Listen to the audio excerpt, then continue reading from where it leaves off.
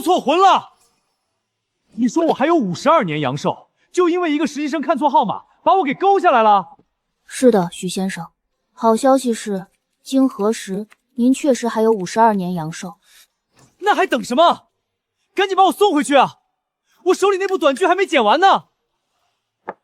但还有一个坏消息，您的身体已经开始火化了。坑爹啊！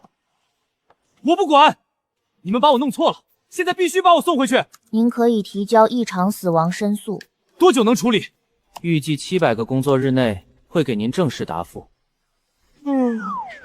地府坑鬼啊！我30岁，连个恋爱都没谈过，短剧做了10几部，一部都没报，现在连死都能死错，这还有没有天理了？徐先生，您先起来，这件事由我亲自处理。您的原躯体已经开始火化，复活无法办理。您的阳寿尚未耗尽，正常投胎同样不符合规定。复活不行，投胎也不行，那你们准备怎么赔？考虑到本次事故责任完全在我们可以为您安排一次异世界穿越。异世界穿越，这不是我看短剧时经常幻想的情节吗？行吧，我也不是不讲理的人，但你还得答应我2个条件。您请说。第一，你得给我个无敌系统，签到就送奖励，做任务就能升级，最好还有随身空间。总之，我到了新世界必须能横着走。徐先生，这些都是小说虚构的，您说的这些我们没办法给您实现。系统没有，空间也没有，那我穿过去靠什么？无敌系统确实没有，但我可以为您开放个人历史记忆完整读取功能。什么意思？简单来说，您生前看过的每一部电影、每一本书、每一个画面都可以完整读取，包括您学习过却已经遗忘的知识，以及亲手剪辑过的全部素材。这能有什么用？让我穿越之后换个地方重温电视剧？具体有什么用，就要看徐先生自己了。算了，有总比没有强。那就给我安排到一个富贵人家吧，最好是首富之家，然后再给我年轻个10岁，我也要体验一回00后的感觉。对了，我必须得有个温柔贤惠、貌美如花的妻子。虽然有钱了，但也不能太无聊。我的人生一定要很精彩、很刺激才行。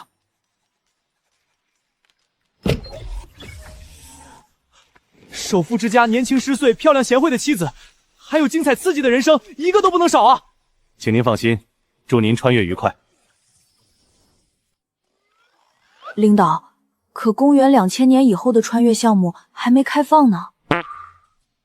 他只是说想体验00后的感觉，又没说是哪个时代的00后。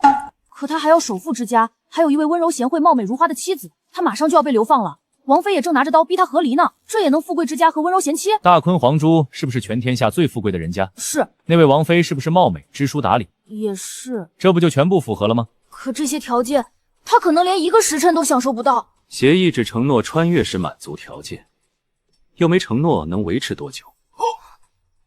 那他要求的精彩刺激人生呢？这不马上就精彩了吗？咱们都是打工人，能解决问题就行，没必要给自己增加工作量。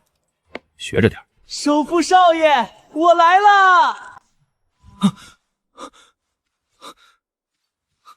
我靠，怎么穿到古代了？柯迪啊，还真年轻了。等等，这地方好像不是普通人家，这么气派，我不会真成皇子了吧？皇子，这回好像真没坑我，好像也还不错。别动！这位女士，这位美女，有话好说啊！你这样我可要报警了。行，当我没说。签了他，从今往后，你我再无关系。不是，咱们才刚见面，你就要跟我离婚？是和离。行，和离。可就算要和离，也得让我先弄清楚你是谁，我又是谁吧？徐东，你又想装什么？徐东。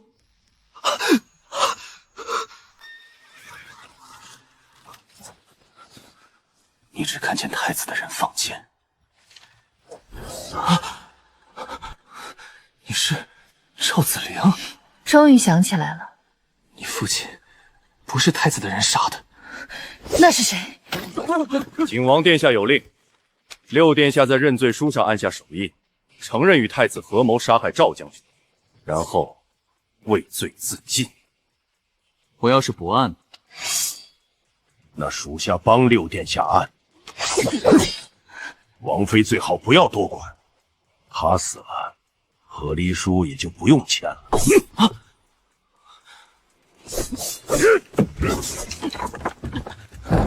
废物就是废物，昨夜没有吓死你，今日补上也一样。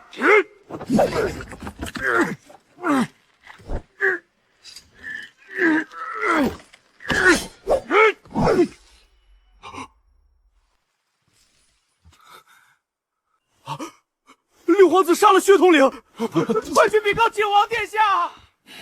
不用了。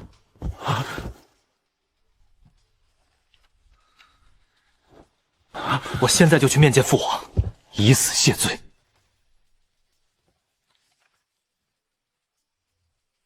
北敌数万铁骑陈兵边境，谁能告诉朕，该派何人迎敌？陛下，赵定安将军刚刚被害，太子又因此案被废。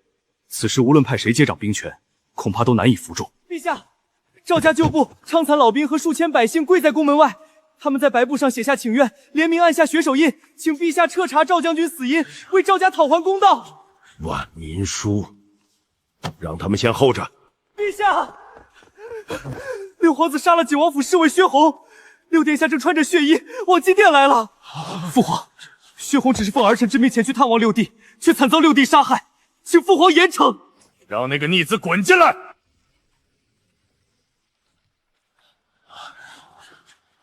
这真是六皇子，他平日见到杀鸡都要绕着走，今日竟敢杀人！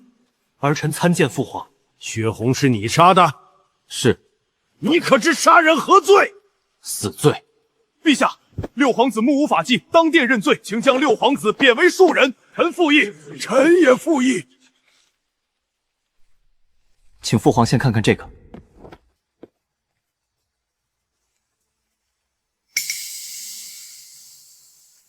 这是怎么回事？薛弘闯进儿臣寝殿，要儿臣在上面按下手印，儿臣不肯，他便拔刀杀人。儿臣怕死，所以杀了他。父皇，一张纸说明不了什么，薛弘已经死了，现在自然任凭六弟如何栽赃。儿臣杀人有罪，君无法不立，法无言不威。儿臣愿以死谢罪。你当真想死？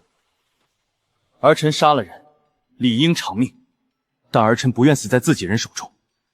如今北敌铁骑压境，赵将军尸骨未寒，北境军心涣散，请父皇准儿臣带罪前往北疆。儿臣若战死沙场，便以命偿罪；若侥幸活着，便替大坤守住国门。父皇，六弟从未领兵，若他兵败被俘，北敌以皇子性命要挟我军，前线将士是救还是不救？那便请父皇立下一道铁令：若儿臣在战场被俘，敌军以儿臣要挟三军，任何将士都不必顾忌儿臣的皇子身份，照常放箭。谁能射杀儿臣，不但无罪，赏千金。儿臣生是大宽皇子，死亦是大宽之魂。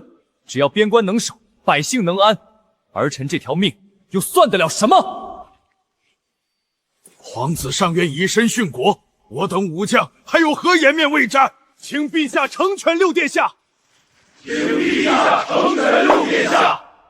快答应，快答应！京城全是杀手，北疆说不定还能多活2天。老六啊，你倒是打了一手好算盘。六皇子徐东杀人虽有内情，仍触犯国法，朕准你戴罪发配北疆，限你10日之内启程，不得延误。儿臣谢父皇成全。慢着，宫门之外还有一份赵家万民书，那是赵家旧部、苍残老兵和数千百姓联名请愿，要朝廷彻查赵定远之死。你想去北疆，便先替朕把他接下来。这上面是数千百姓和赵家旧部按下的血手印，他们要你查清我父亲的死因，给所有人一个交代。徐东，你拿得动吗？拿不动。连皇子都不敢接，将军的冤屈还有谁敢管？这上面压着赵将军一生的功绩，压着赵家军死去的将士，还压着数千人的血手印。凭我一个人人瞧不起的废物皇子，当然拿不动。可这份万民书不能永远跪在宫门之外，今日就算被他压死，我也得把他送进金殿。六弟说的倒是好听，猎场之上，你亲手在证词上按印，指认太子杀害赵将军，如今却要替赵家讨公道，你配吗？听说皇兄昨日特意为赵将军准备了一篇悼文，赵将军的女儿、旧部和满城百姓都在这里，如此大作，不念出来让大家听听，岂不可惜？本王所作尚未润色，便请秦先生代本王做上一篇。秦某献丑了。赵将军忠勇无双，一生军南征北战，保家卫国，功盖四方。如今英魂已逝，我等当铭记其功，效仿其志。愿将军名垂青史，英魂不朽。狗屁不通！六殿下，你说什么？我说你这篇悼文狗屁不通。既然六弟如此瞧不上秦先生，不妨自己写上一篇。你若写得更好，本王送你黄金1000两；你若写不出来，便当着所有人的面向秦先生磕头认错。黄金1000两，这哪是挑衅，这是给流放路费啊！皇兄当着这么多人的面说话，不会赖账吧？本王一言九鼎。笔来，墨来。怒发冲冠，凭栏处，潇潇雨歇。抬望眼，仰天长啸，壮怀激烈。30功名尘与土，8000里路云和月。莫等闲，白了少年头，空悲切。北境耻，犹未雪，臣子恨，何时灭？待从头，收拾旧山河，朝天去。待从头，收拾旧山河，收拾旧山河，收拾旧山河，收拾旧山河！不可能，这首词绝不可能是你所作。那请皇兄告诉大家，我抄的是谁的词？老臣读遍天下诗篇，从未见过此词，此词足以传唱千古。皇兄，我的黄金1000两。回府以后，给他。多谢皇兄。赵子玲，现在这份万民书可以交给我了吗？一首词证明不了你清白，我知道，更不能抹掉你在猎场上按下的手印。我也知道，所以我没让你现在相信我，把万民书交给我。从今日起，赵将军的案子不再只是赵家的事。接下他，就不能再像猎场上那样退缩。这一次，不退。今日只要徐东还活着，就一定查清赵将军的死因，给大昆百姓一个交代。我等着六殿嫂的交代。公公，请代老臣上奏陛下。老臣请将此词传入三军，定为我大昆战歌。收拾旧山河！传令京城所有将法，10日之内，谁敢替老六开路做事，便是与本王为敌。属下明白。他不是想活着去北疆吗？本王就让他空着手上路。请王有令，10日之内，京中任何将坊不得为六皇子做事。若我偏要接呢？哼，那便先废了你这双手。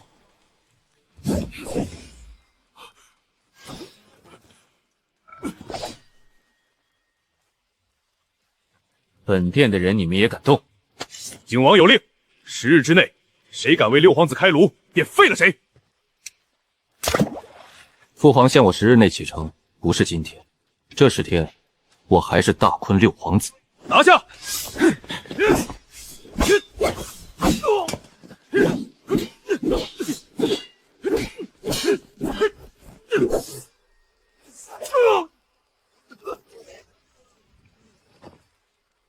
背后！背后！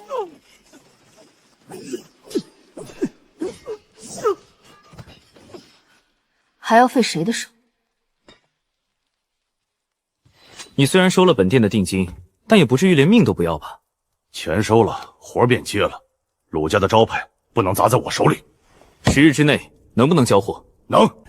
六殿下，你终于动手了。当街袭击景王府亲卫，纵容王妃持剑伤人。六殿下，你这北疆怕是去不了了。拒捕者，格杀勿论。放箭！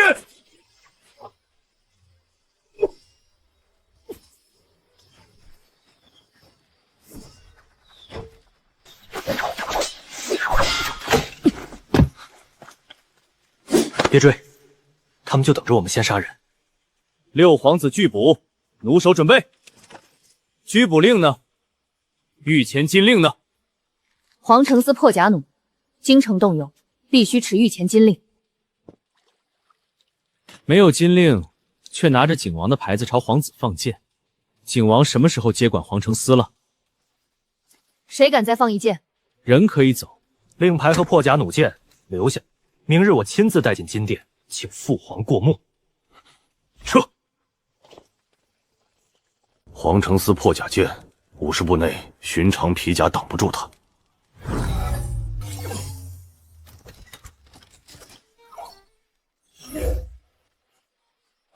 再照这张图，做一把能够连续上箭，比皇城司破甲弩更快的弩。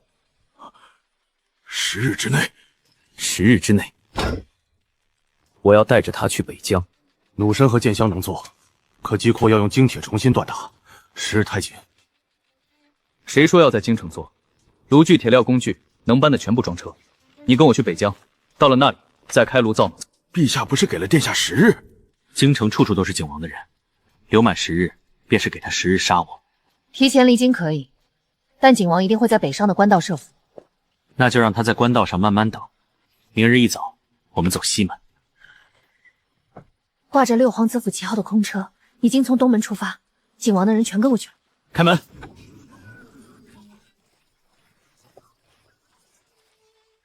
北疆，我来了。六皇子没有走东门，他们从西门出来了。沿途不必惊动，落阴谷再动手。景王有令，六皇子活不到朔风。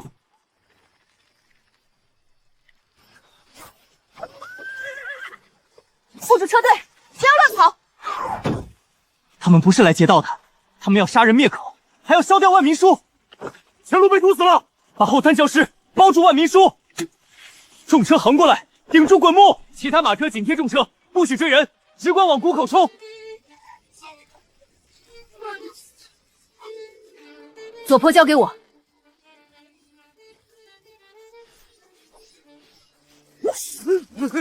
现在冲出去！废物，这点事都办不好。北城山匪横行，你想办法买通山匪，咱们借他们的手除掉徐东。切记，不能暴露我们的身份。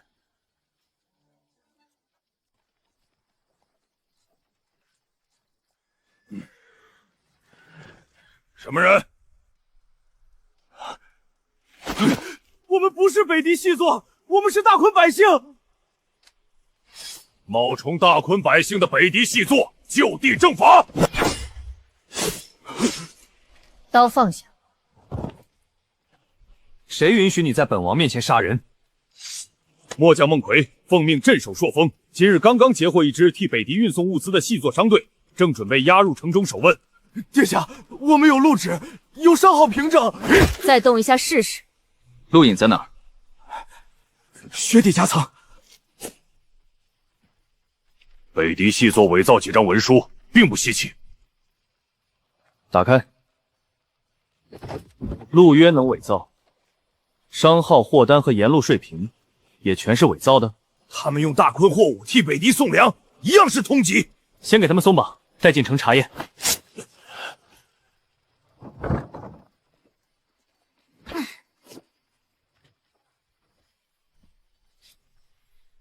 这是朔风守军自己的剑。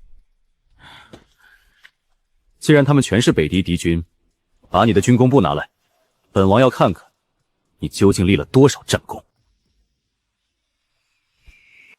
孟奎，你3月初8斩了北狄百夫长乌图，4月12，你又在北坡射杀乌图， 5月初3，你还活捉了巫土一个人，怎么死了3次？北狄人同名同姓，有什么稀奇？这3批所谓战利品，是失踪商队的布匹、药材和铁器，封签数目一样都不少。商人替北狄送货，本就该杀。战报上的斩首数与附近村民和商旅失踪数相近，朝廷发下的赏银和军粮，最后都转进了孟奎私仓。死人不能说话，你们便让他死1次、2次、3次。你们替他守的是边，还是替他守私仓？双王勾结奸商，假传军令，拿下他！谁敢迟疑，按通缉论处！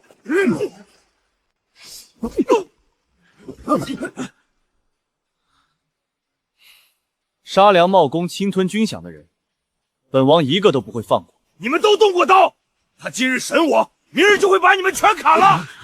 被迫听令，愿意作证，没有主动杀人的，不追究。你们可以继续替孟奎守他的私仓，也可以从今日开启只守朔风的百姓。把刀举起来！城外村民过路商队，都是孟奎命我们围杀的。反抗的人当场杀，不反抗的也会被写成敌军。谁也别想拿到证据！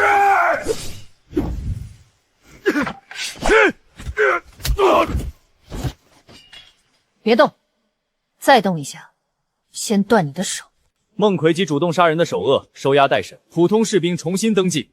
今日起不得进民宅，不得强取百姓1粒粮，清查官仓、私仓和每一笔军饷，少一业账都要追到最后一个经手人。朔风城防御整军，暂由你统领。领命。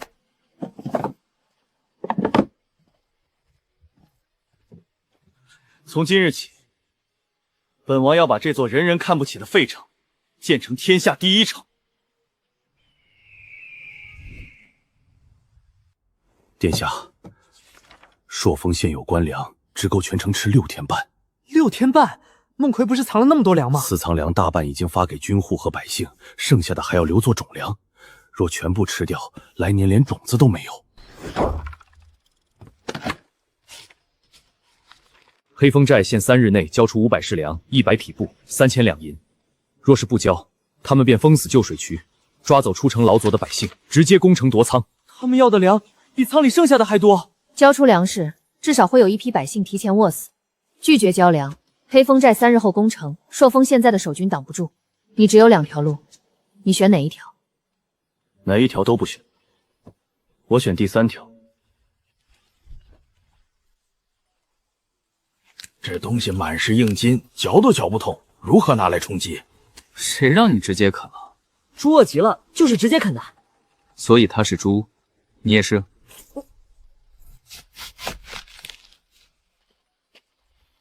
你要取的不是外面这些硬筋，而是里面的白肉。总算有个会动脑子的。不是我聪明，是你方才看他的眼神，像看见了银子。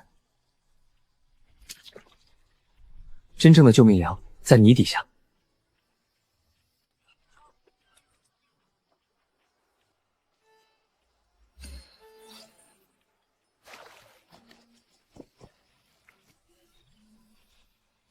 先挖一小片，洗净切碎，再用木杵打捞，不要整片挖空，根头留下，明年还要再长。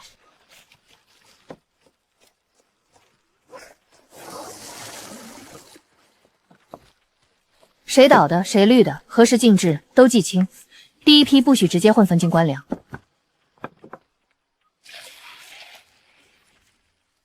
黑泥里挖出来的根，竟能洗出这么白的粉，这莫非就是神粮？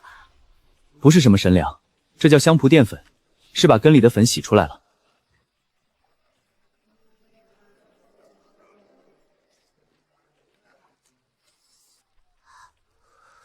娘，不苦。官粮6日半，再添这些粉粮，节省着吃，足够撑到麦子收割。这是应急吃的，不是让全城以后都靠挖根过日子。眼前这口气续上了，接下来要让城里的地自己长粮。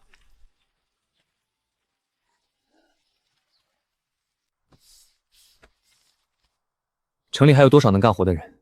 除去老弱病残，大约4000，但他们已经2日没有吃饱。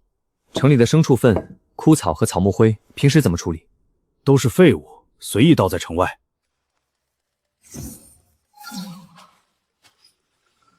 有力气的人以工换粮，老弱病残照常赈济，一口都不能少。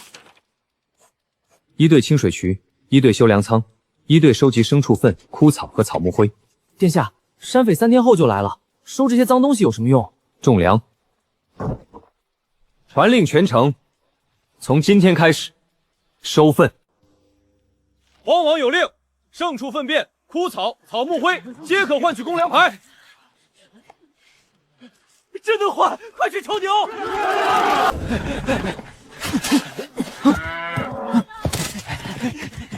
殿下，这一筐是我亲眼看着头牛拉出来的，绝对新鲜。这种细节你可以不用说的这么清楚。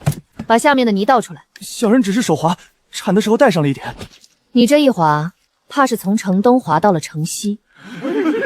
陛下，北荒地方官呈报，六殿下已接管朔风，自称荒王。如今全城百姓都在收粪捡灰，还在泥里挖烂根充饥。朕还以为他真能治理北荒，果然还是烂泥扶不上墙。洗出的香蒲淀粉按户分发，收来的粪肥和草木灰分区发酵后运往田地。接下来该解决水源问题了。河就在下面，可这条沟渠已经干了8年，水自古直往低处走。那就造个东西，把它抬上去。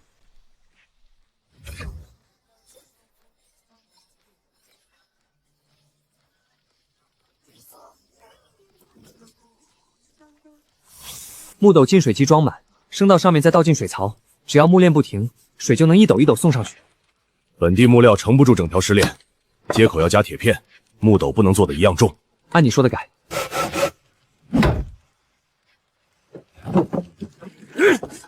哪一处松动，立刻停手，不要所有人围在一起乱喊。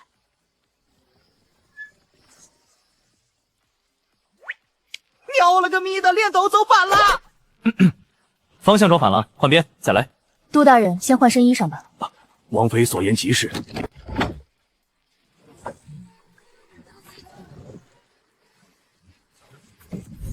上去了，河水真的上去了。这莫非是仙家水车？不是什么仙家之物，它叫炼斗提水机，只要人不停，它就能一斗一斗把水送上来。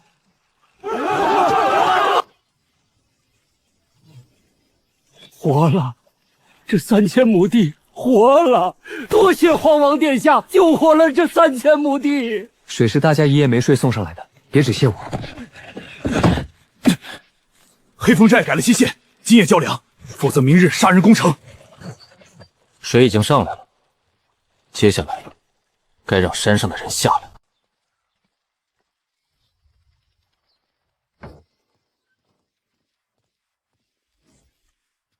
殿下早前留下的东西做出来了。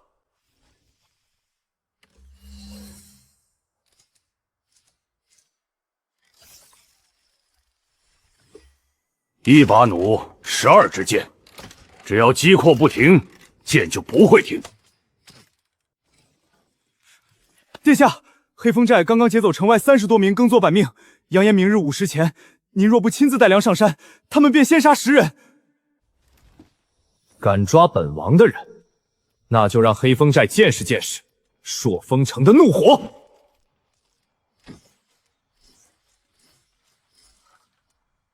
12支，现在算3支半。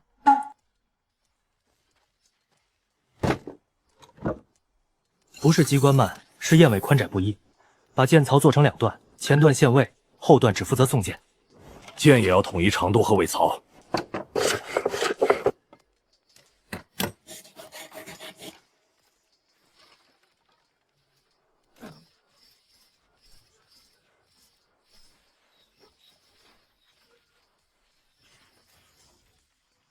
一人连发12箭，这不是1把弩，是一队弓手。窄口能顶1队弓手，开阔地和重甲前却不够，箭槽一乱，整把弩都会停。本王从正面带粮上山，西筑寨门攻守。子灵，带20人从后山进去，先找人质，不急着开门。红火一起，前后同时动，前寨压攻守，后寨先救人。黄王还真敢来！粮车停下，人走到前面。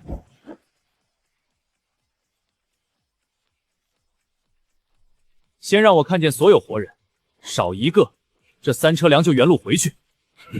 你没有讨价还价的资格。那就放箭，杀了我，车上的粮你一样拿不到。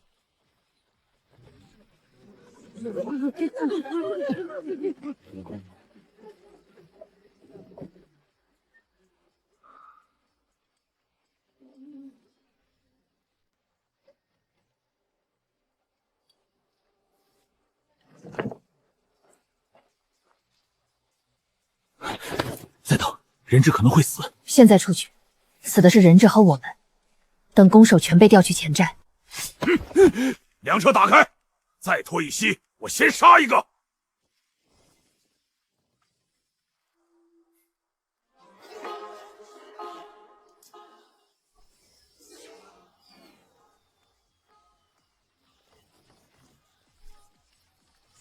第一组压线楼，第二组直打绞盘，普通攻守留箭，别追散兵。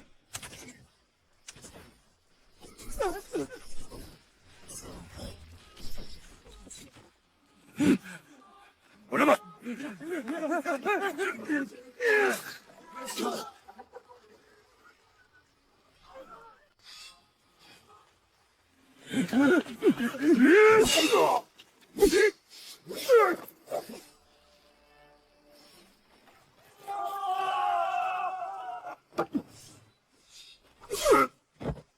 先松绑，能走的扶伤者，不要追人。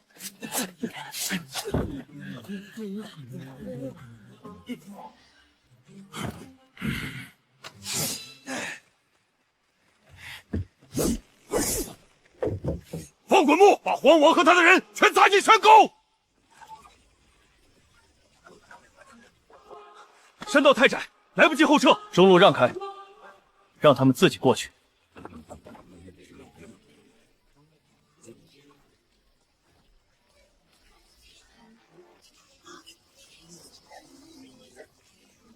盾兵回中，连弓弩压住缺口。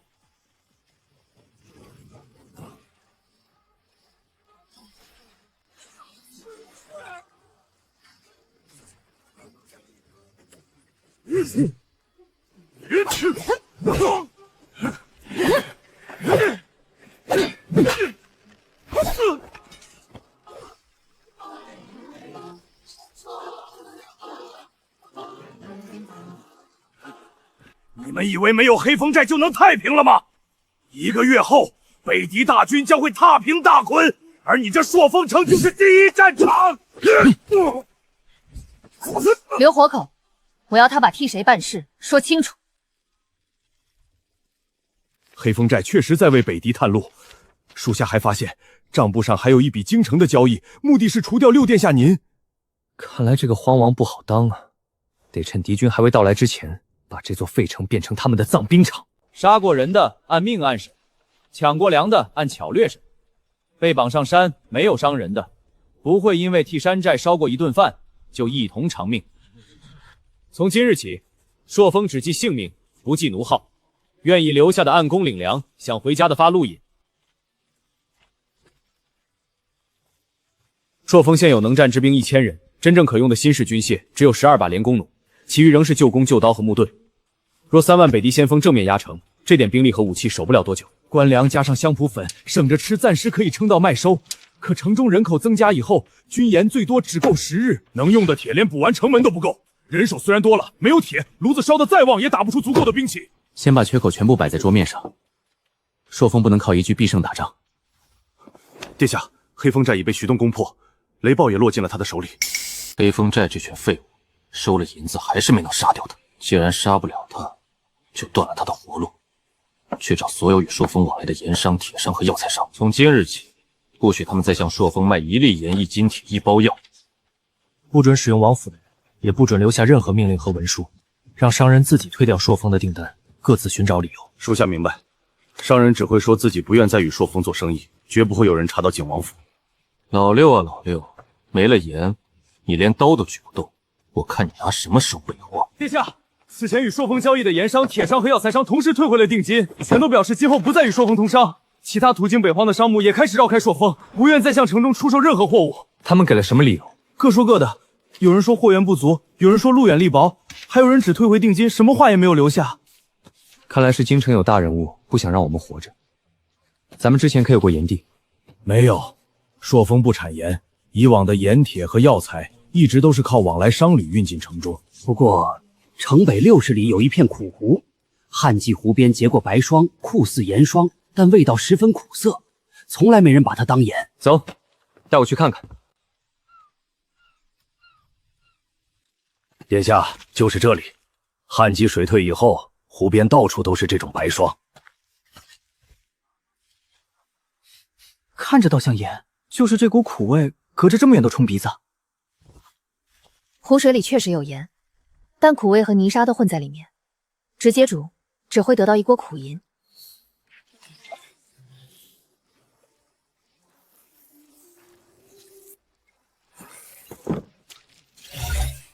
回城调一批熟悉烧火晒粮的农库过来，再带陶缸、木桶、麻布、细沙、木炭和晒盘。属下立刻安排，今日之内把人和器械全部送到。京城那些人若知道你在这种地方找盐，只怕会以为你已经走投无路。既然他们要断我们的盐，本王就自己造盐。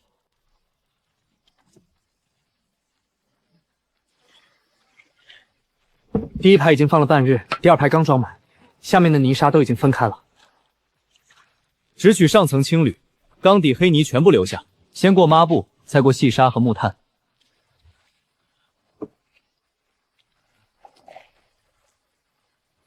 泥沙是没了，可苦味还在。过滤只能去掉泥和杂物，还要把水里的苦涩杂质分出来。啊，刚才还看不出来，怎么一下全聚到一起了？它们不是刚冒出来，是原本溶在水里，现在聚在一起才能被滤出去。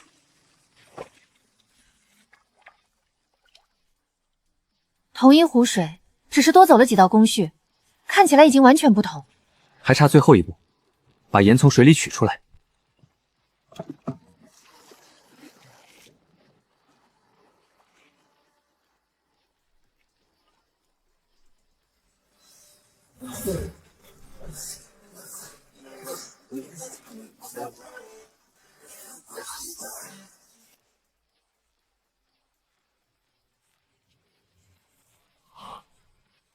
这盐白如雪花，这么细腻的口感，殿下，你这莫不是仙术？这不是仙术，这是科学。盐解决了，接下来该轮到武器和城防了。城里这些旧刀，平时砍人还能凑合，真撞上北狄中甲，刀先卷了，人还站着。连弓弩再快，箭头不够硬，射再多也是给他们挠痒。那就别再用这种铁造兵器了。不用铁，我要炼钢。从今天开始，朔风的兵器进入钢的时代。比现在的铁刀更硬更韧，还能批量造。做得对就能。可城里的铁料已经见底了，剩下这些连旧兵器都补不起，铜料也没多少，击鼓和配件照样缺。殿下说的钢再好，没有料也造不出几把。殿下，谁说咱们没料了？黑风寨这些年劫来的铁矿、铜矿，还有屯下的刀枪铁器，全让咱们搬回来了。这些废刀能回炉，铁矿还能继续炼，铜料留着做基戳和关键配件。料是够打一批了，可真靠人一锤一锤打，铁匠先累倒，兵器也未必赶得出来。谁说一定要让人挥锤？人会累，水不会。让水轮替铁匠抬锤，只要水不停，锤就能一直落。那就造。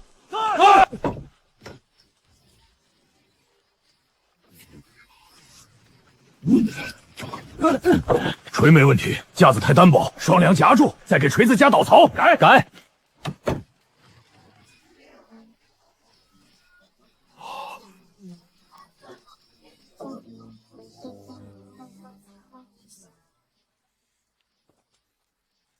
这就是钢刀，是不是钢，不是看它亮不亮，砍！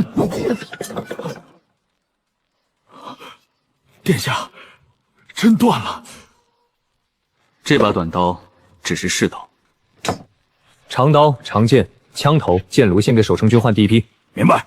连弓弩的击扩和易损剑也全部按心料做。报！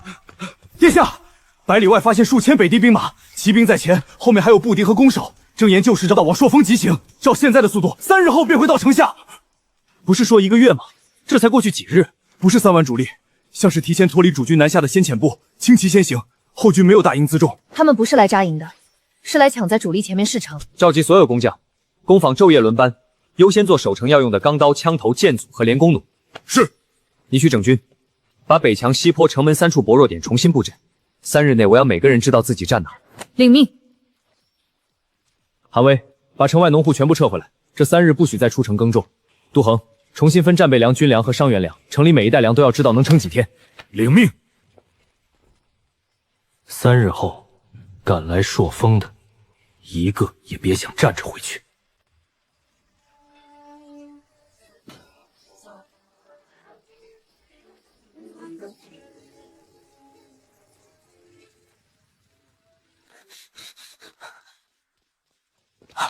何事这么慌张？北狄举兵来犯，数千兵马正朝朔风城逼近，小人需立即禀告陛下。你先退下吧，这份军报就由景王府来上奏。小人明白，小人这就退下。殿下，若不上报，万一北狄继续南下，谁说不上报？数千先遣军而已，让他们先替本王试试老六的命够不够硬。可若朔风真被攻破，我要的是徐东死，不是北境亡。朔风一灭，军报立刻送进宫，朝廷再调兵北上，来得及。这3日，不许他出王府。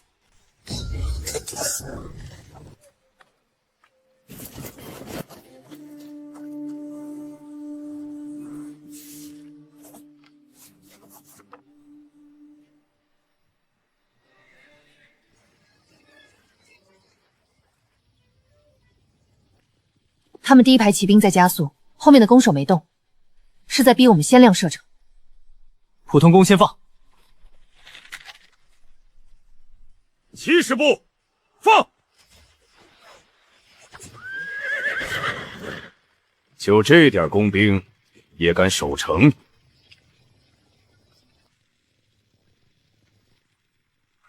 连弓弩，起！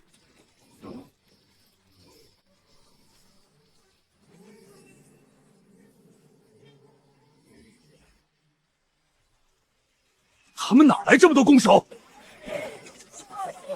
将军，城楼没那么多人。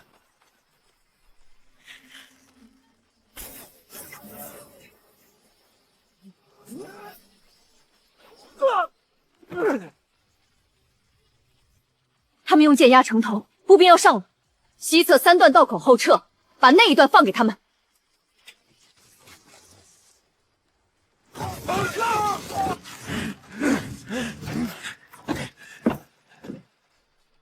现在！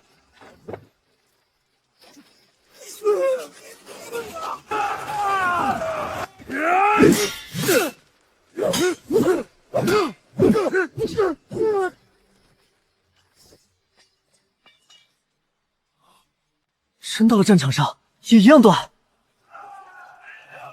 壮木上前！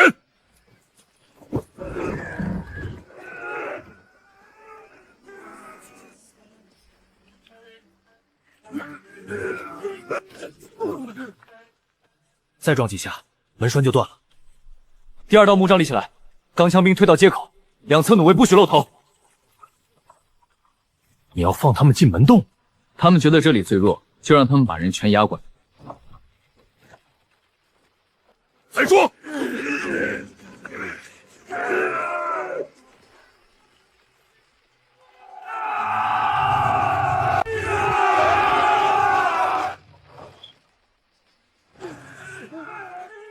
封口！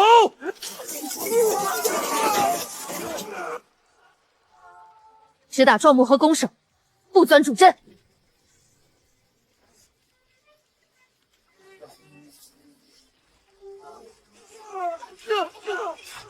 全军撤退，快撤！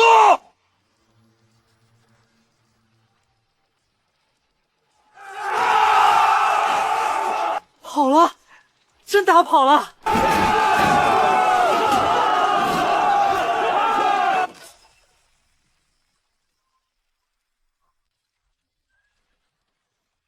梁河剑还能撑，伤员也已经分区，北门损得最重，2处城墙都裂了。他们不是3万主力，是提前南下抢头功的先遣营，真正的3万先锋还在后面。木杖还能再加，墙里的老灰却已经酥了。3万人带更多壮木，这面墙撑不了第2次。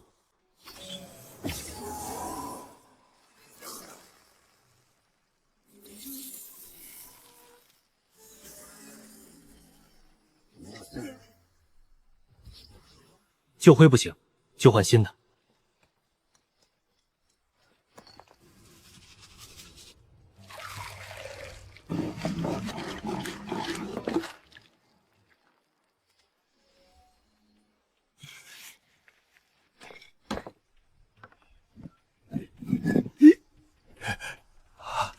这个能用。从今天起，这种新灰料叫水泥，先修城，再修这一仗打坏的屋子。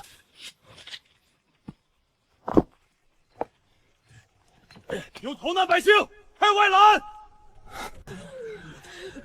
北面的村子被烧了，再往南走，老人孩子撑不住了。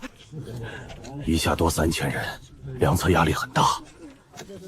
只看梁侧，他们是3000张嘴，放对地方，自然成我的修树区、工坊、运输区，就是3000双手。愿意做工的按工领粮，老弱病残照常赈济。能不能挥锤，不决定一个人该不该吃饭。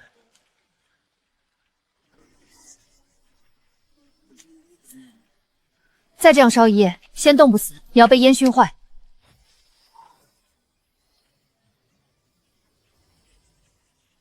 把火放到屋外送热，别把烟留给人吸。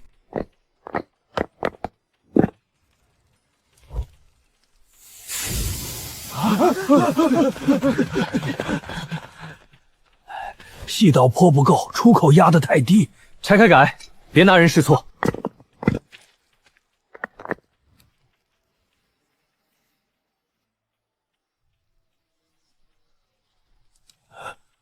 一把火能暖这么大一片，以后就叫火炕。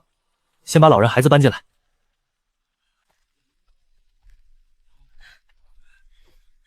有人混进来了，这个木匠手上没茧，鞋底却是北侧军道的黑泥，把他和行李分开核验，别惊动其他人。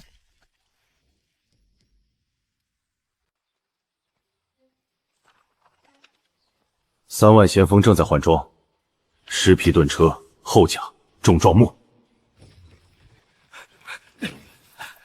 殿下，我摸到他们前营外围，几十辆盾车都在织尸皮，后面还有更重的工程车。他们自己拿剑试过，剑只能钉在外层，后面的木板没穿。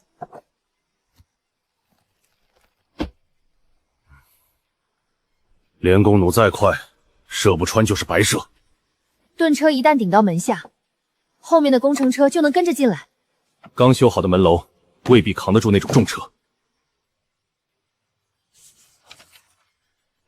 数千正归北敌，都没拿下他。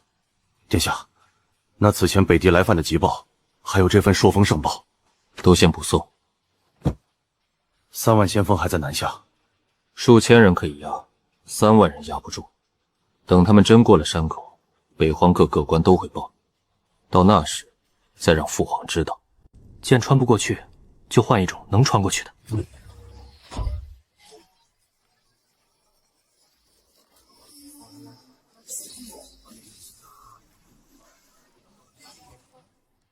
火枪，这东西靠什么把弹丸送出去？火药。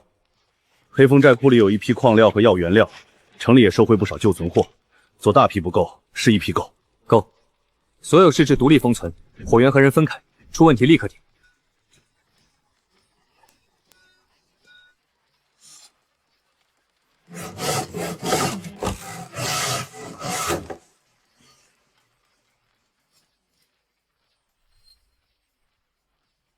稳住枪，听号。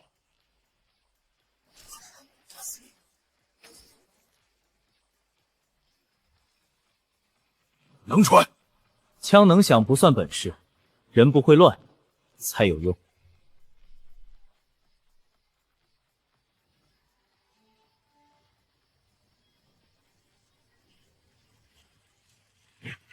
剑多就挡剑，刀硬就别跟他们贴着换刀。盾车压住弩，重车跟在后面，先量射程，再碰城。陛下，北狄3万先锋已越过山口，多路封锁同时告急。3万！数日前便已接敌，为何今日朕才第一次看到？陛下，几份军报走的并非同一路负责，3万越境已经无法只按小股骚扰处置。要京畿北营15000兵北上，沿途补马换粮，不许停。兵传镇北关与西线各城，先保住北荒通道。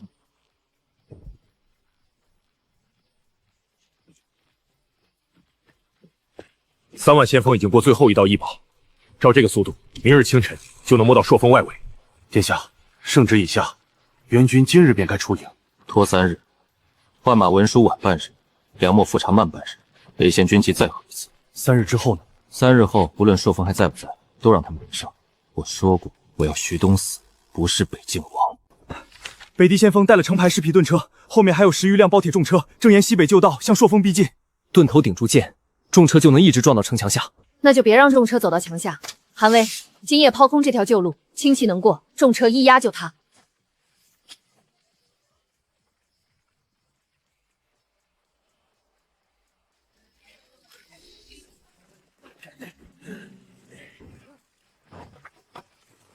轻骑小车都能过，包铁重车一压，整段就塌。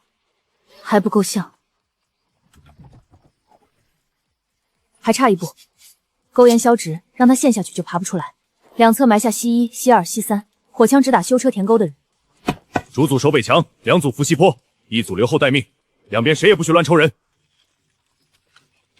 3万先锋过了最后一道驿堡，明日清晨就到。火枪、连弓弩、钩线全部藏住。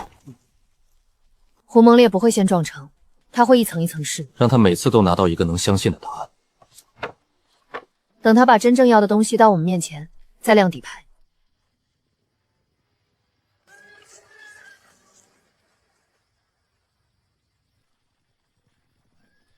左3旗已经退过2次，右侧军役一直在记落点，他们量的不是弓，是连弓弩。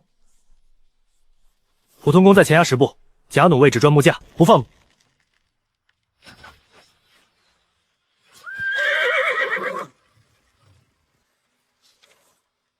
朔风强弩最远到这条线，3处弩位都在北墙中段。2条盾车，后面只跟20人。连弓弩打车，箭射不穿。弩手继续，火枪左，伏地。再上6辆，重步跟车。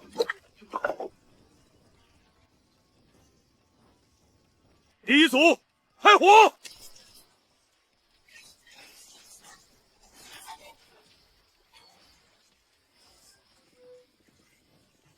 第1组退，第2组接。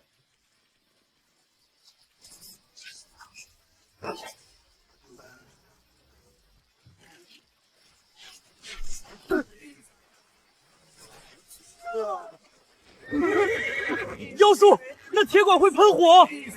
将军，那些强弩位是假的，他们藏着会喷火的铁管。这是什么妖术？一根喷火的铁管竟能破开我的10匹盾车！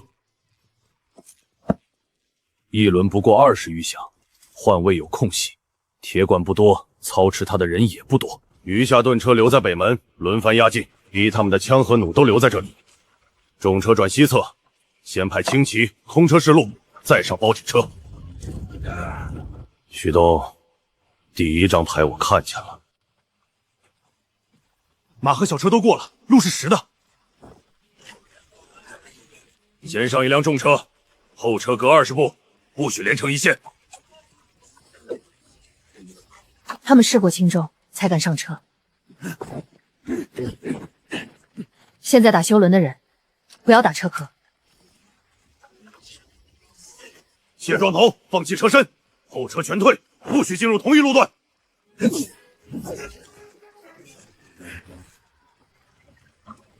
他只丢1辆车就收手了。所以这条沟只能赢他一次。北门盾车还能压，西坡也能另找应路。徐东把墙前每一步都算过，继续碰墙，只是在替他验陷阱。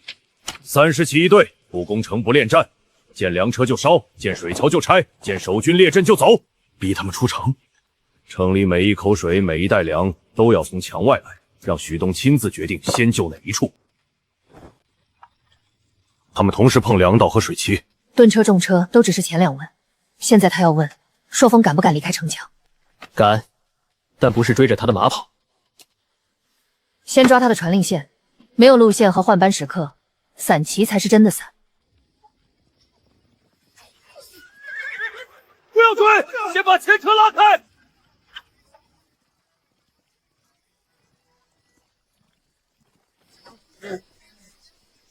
主渠没断，用备用木槽接上，先保城内水。他们不是来送死的，再让他们摸2次，真会断水。风后，不追前。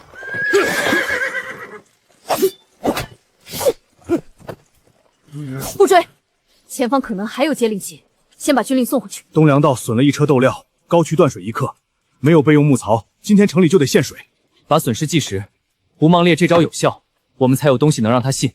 散骑的草料和主军粮车都走北山旧路，现在去烧，他会立刻换路，不烧他的粮，让他看见我们的粮被逼得只剩1条路。真粮怎么办？拆成6支小队，夜里走东南2条村路，落雁峡只走空车沙袋，再掺2辆真粮车。2辆真粮，全是假。他割开第1袋就会退，给他能带回去的真谷子，才会有第2次。石头只封路，不往人堆里推。先断前后视线，再断传令旗。主旗入中段，口口封，主旗不过弯，任何人不动。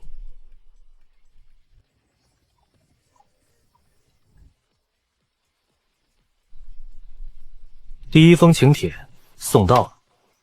前2辆车压痕最深，带口漏的是新谷，后面至少还有40辆，朔风护队不到500。先锋1万入谷，只取前2辆真粮，见朔风援兵停在谷北，先报旗号和人数，其余2万留在谷外。徐东肯拿真粮做饵，就不会只想亏1万人。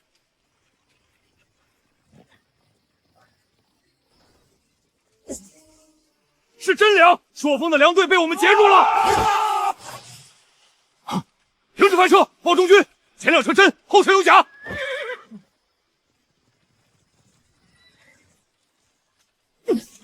再慢，北敌前军就能咬住我们。让他们看到我，再退。赵家骑兵来救粮，人数不多，正在往南退。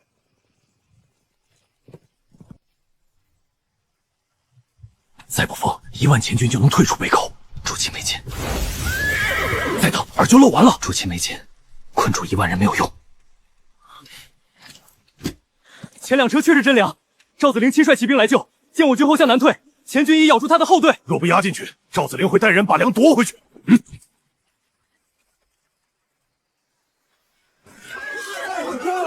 主席若还留在谷外，前军看不到令，里面的1万人会先乱。东军进谷后5000守北口，武器只到第1湾高地，不追过南口。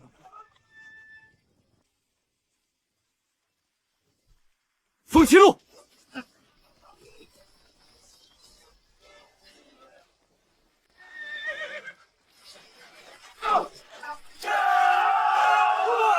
盾墙停在木桩线，不追散兵，只断齐路。放下兵器，走右前白步道，不射，实线冲口，才拦。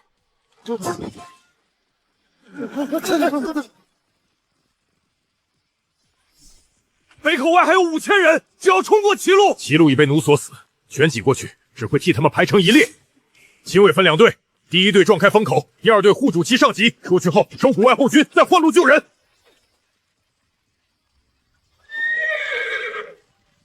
左队切亲卫，右队封回路，胡蒙烈留给我。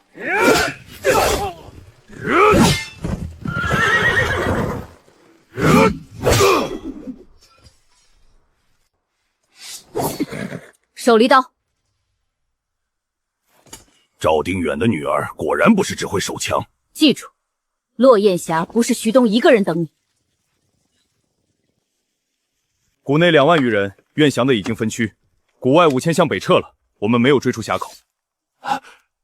苍狼、赤山、白河3部主力已在北境外集结，合计近15万。你们赢的是我，先遣营盾车和西坡的记录，我早已逐日送出。谷外还有5000人，他们会把落雁峡补上。贺连仓拿到这些战报，你们每一种营法他都会先算一遍。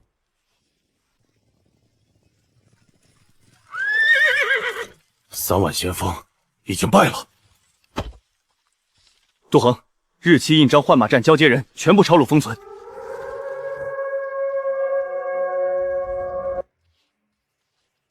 吴梦烈做过的题，一道都不重做。苍狼、赤山、白熊、黑水渡，3万先锋折在朔风，若绕开不打，只会让北荒以为我们怕那座城。15万人若只为一座城，才是在替许东聚兵。苍狼部逼镇北关，赤山部切西线县粮路，白河部是黑水渡。5000骑步封住朔风北路，只监视不撞墙。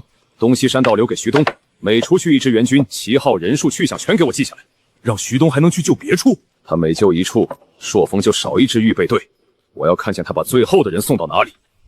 我们的兵最少，为何去刺水？白河部最熟河滩，先试不是先死。3日内只探水深木桩和那种喷火铁管，谁也不许强渡。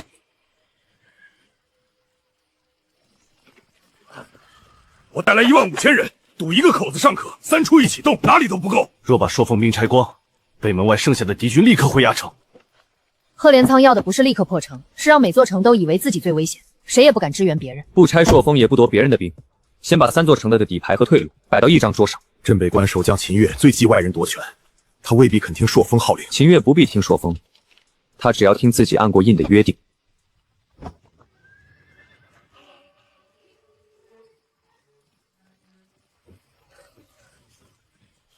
他们用双层木梁，外面还留了挂尸皮的位置，拼起来像一座会走的楼。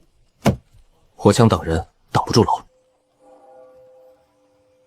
3处各拖不到1日，合起来正好3日。单看一处，谁都能说是手续不全。每一处都刚好不知问罪，合起来却刚好让袁错过战场。先别惊动任何人，最早的军报登记、换马步、粮秣签押，全数收回御前。急报，北敌15万大军压境。陛下，15万联军分3路越境，再调北县1万人，圣旨主将名册各营花则分开封送，每一站都留副本。放。打人够，打这种3层木塔不够，连弓骑最多压住塔上的人，也断不了底下的梁。他们若到镇北关，先用塔顶压住墙面，再让壮木靠近关门，守军连抬头都难。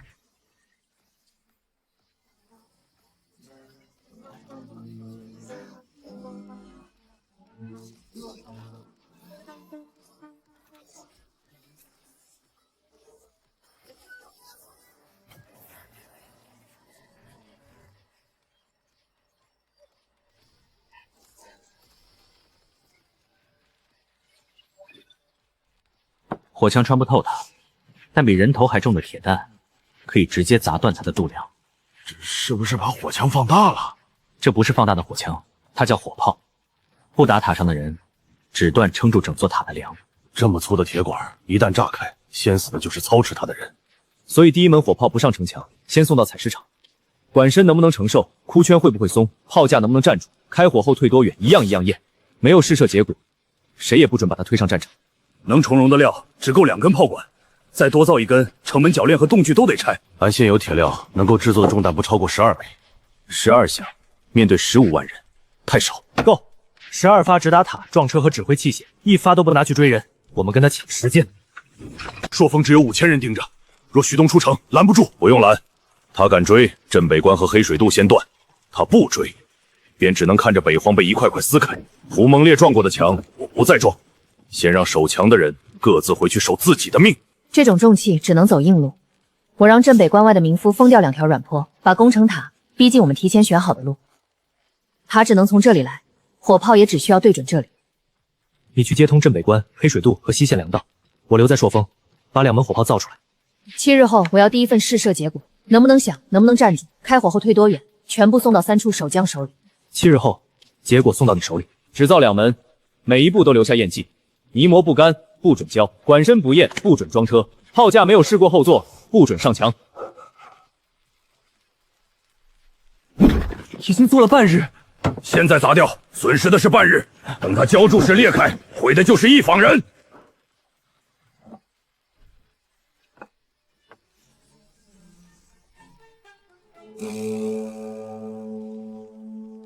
皇王要共用封号、粮车和传令录，下一步是不是连镇北关的兵符也一并拿走？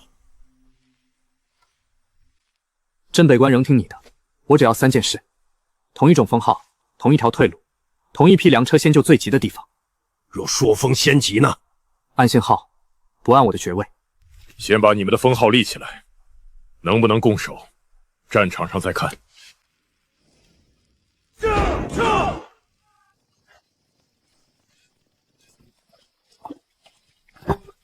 埋低，让他们看见就会绕开，让第一支木牌撞上，后面才会一起乱。周太高，真开一响，正言管会从车上翻下来。压低半尺，轮距加宽，后面加住处，不让他只靠车轮吃力。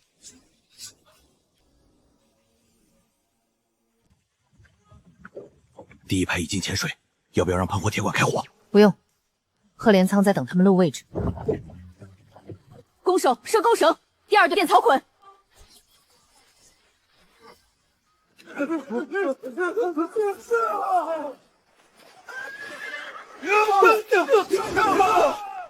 停在白石线，不追。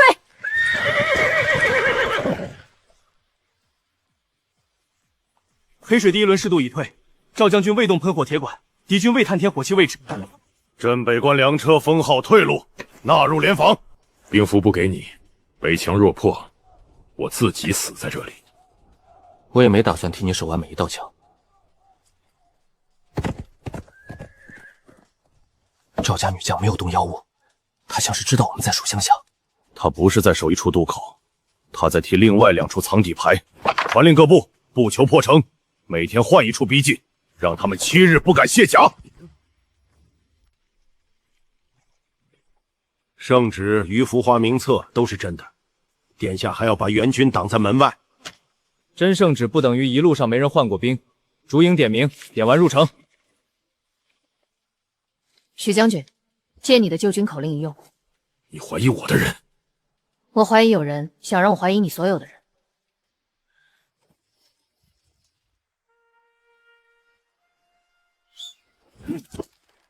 封校场。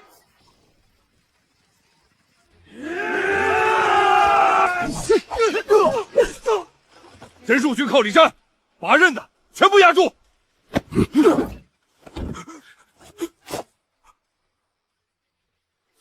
圣旨是真的，兵不对。所以今天抓的是奸细，不是援军。有人拖住真兵，再让假兵借真圣旨混进来。圣旨主将前2营都是真的，只有第3营在第2处换马站被掺了人。我的副册里有换马站交接官的亲签，我愿作证。封存原件，只送证据，不写推断。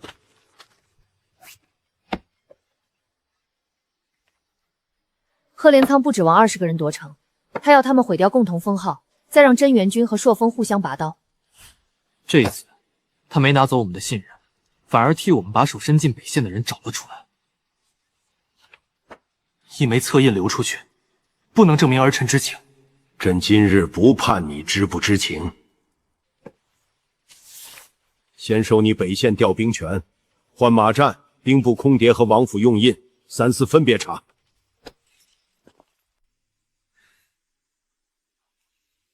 第一次纸砚馆，不求达远，点火！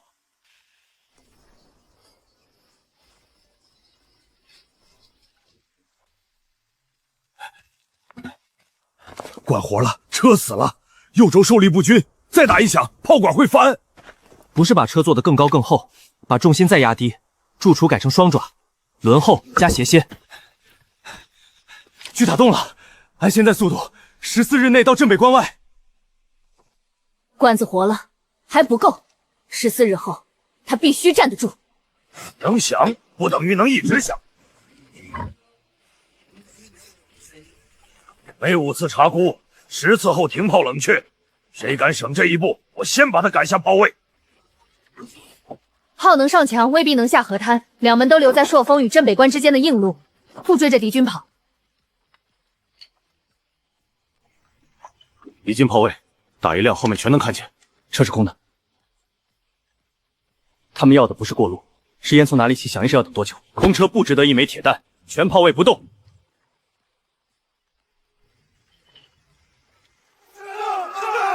三塔入线，炮组只打第一座承重梁，第二座留给镇北关，不准枪响。第一炮，放！天雷，朔风把天雷打过来了！第一炮退位，听堂，连弓弩压修车队，不追散兵。一根喷火铁管，隔这么远便打断整座塔，再推2座上去，未必都躲得开。不是天雷，他有烟有间隔，发一响便要后退复位，塔撤人不撤。把第一响的时间、位置、后座距离送回各部。今晚黑水上游加2万人，不再攻镇北关。中铁管走得了硬路，走不了河滩。赵子陵把塔送到铁管正前方，我便让他去守那铁管到不了的地方。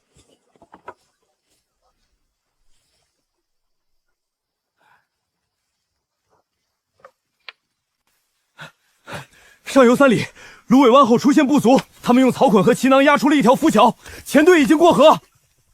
我们昨夜的巡骑没有听见伐木，木料早就藏在北岸，草垛入水没有腐声，他们等的是炮在镇北关开响。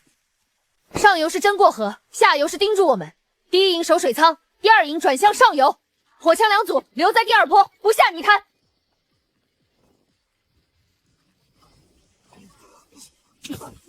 他们在用人和土带填路。贺连仓不要快，他要我们在河边把人耗光。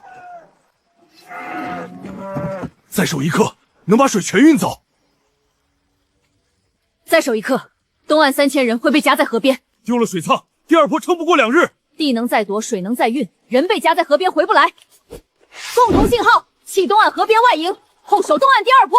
粮车先让开风口，盾兵压后。轻骑跟我抢回车坡，不抢水库。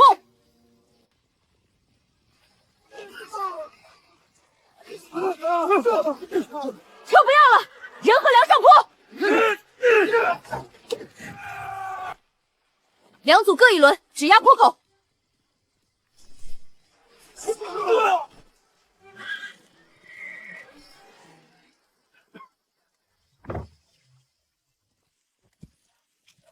东岸外营和水仓都在手里，赵子陵败了，他丢的是地，保住的是主力。2路都留下，逼他每夜分兵守桥，再让水仓断他2日。海岸外营失守，水仓丢了3成，主力已退到第2坡，粮车损1辆，火枪2组均在。黑水渡从现在起没有外营。杜恒，朔风进攻用粮先停，空桶和饮水今晚送到。韩卫带500人加固第2坡。贺连仓找到缺口了，那就让全军都知道缺口在哪儿。下一次守的不是一座没人提过的外营。不打第2坡，先打他们彼此能听见的东西。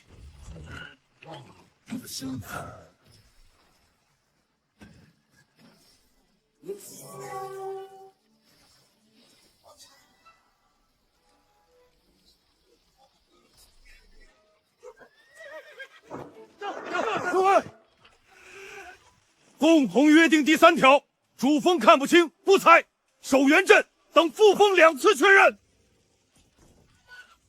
炮不下墙，先看副峰。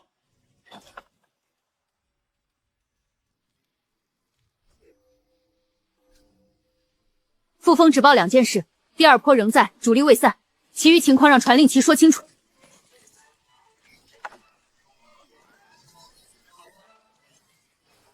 主峰一倒，3处乱了半颗。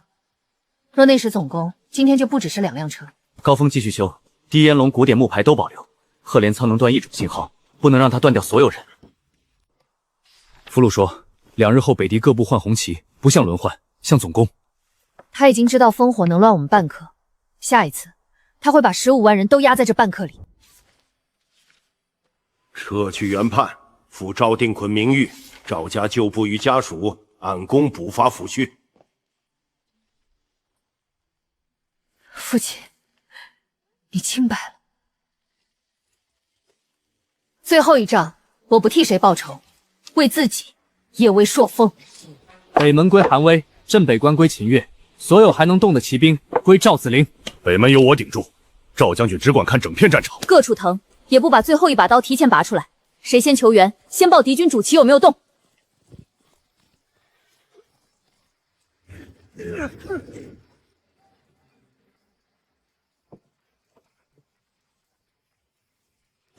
2日后全线总攻，主旗最后才进，传令旗分4路。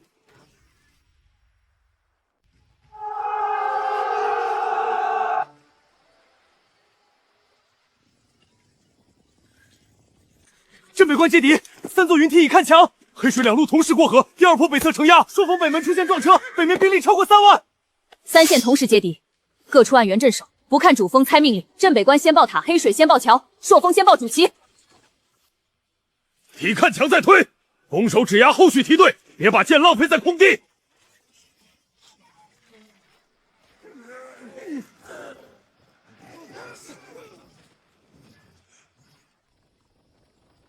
秦将军，请求一炮打塔。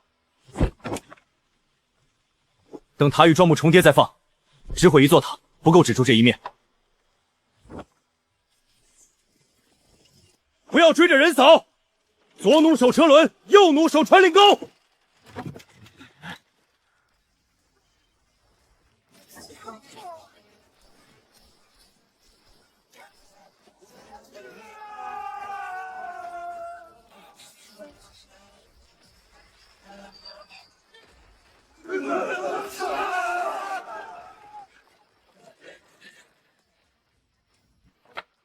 粮饷，孤圈无一位，继续冷却，不能马上追第3响。他们也在换位，所以今日比的不是谁有1件神物，是谁先把能换的东西换完。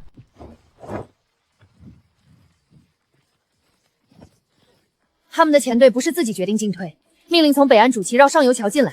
镇北关也在求骑兵，我们还能分多少？300人去镇北关，只守侧门，不出墙，其余跟我抢上游桥口，打完就退。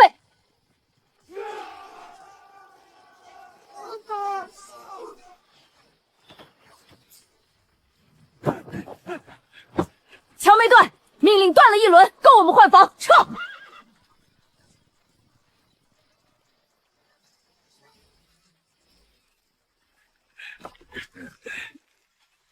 北门白日约3万人，入夜后脚步声一直在增，城外却没有新增噪烟。噪留在原营，人借夜色走了。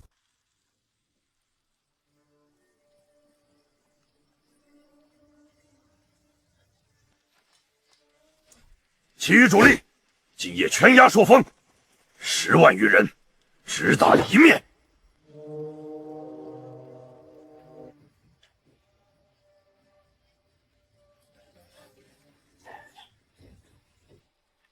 人越多，越离不开旗和传令旗。先打他的耳朵。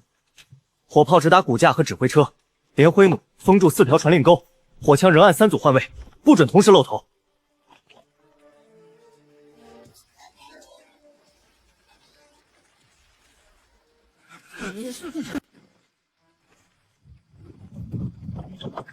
第3次雷响，和上一响相隔更久。那架重铁管还在咽后复位。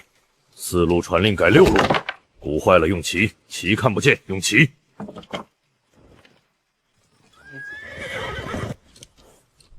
他们把人当成备用鼓点了，那就找真正不能替换的人。主席还在后面，真正换旗令的人在前面。杀了他们，贺连仓还能再派。能再派，但来不及让10万人的6条路同时认得心里。盾兵指封沟口，轻骑随我取他们的传令队，不撞正阵，打骑打马具，时息后撤。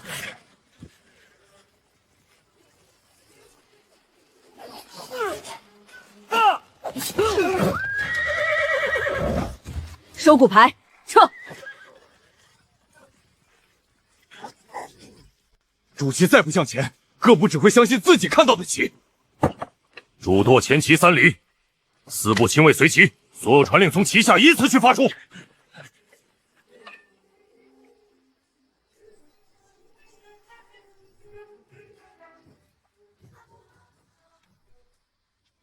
他把最后一张牌拿出来了。韩威压住左翼，轻骑随我取旗。正面至少3层重甲，600骑撞不开。谁说要撞正面？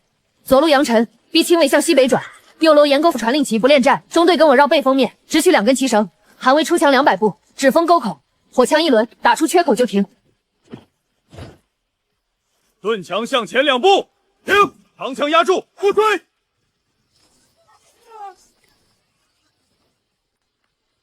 不恋战，绕旗，不撞甲。萧将军，被风声开了。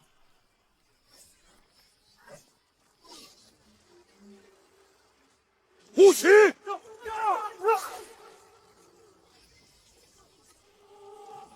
放下兵器者不杀，退出战场者不追。百步道外仍持械冲城，才拦！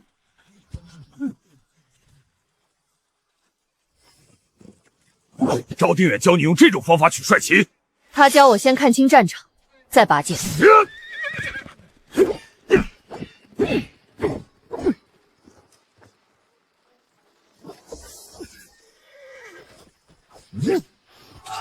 大地倒了，你的兵已经不再为你向前。停！我输给了那2件雷火重器。它叫火炮，火炮打断的是塔、车和鼓。真正让15万人停下的，是他们不愿再为你的旗死。若主多不前移，你们取不到。若主多不前移，10万人听不见你。你不是输在前移，是从15万人只剩一面旗时，就已经没有第2条路。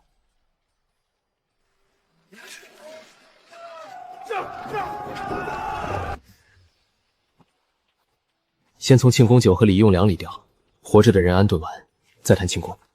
靖王，朕只判已经查清的，儿臣没有向北大帝国一封过书，所以朕不以通敌之罪杀你。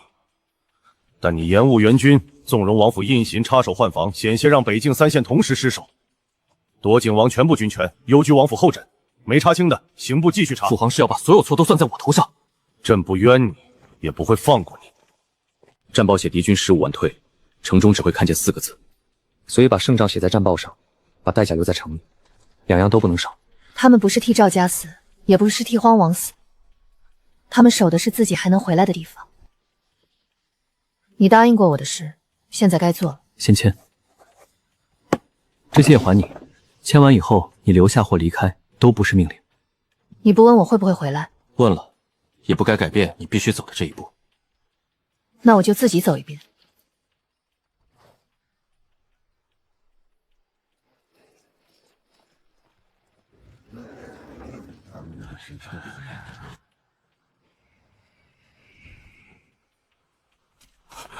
将军牌回来了，我们等赵家军令。我不是来替赵家收兵，没人再替你们做主。刘旧屯回乡去朔风，自己写。不会打仗也能去。朔风缺的从来不只会挥刀的人，愿意守城的登记守军，愿意做工的进工坊，愿意种地的领荒田。所有人按朔风规矩重新开始。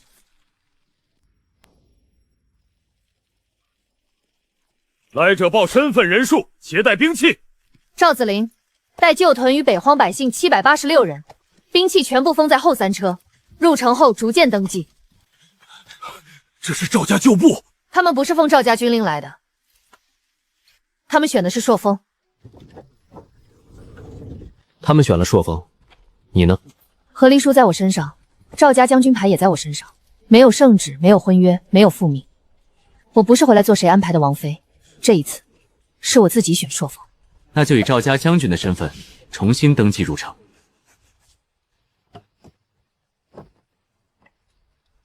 欢迎回家。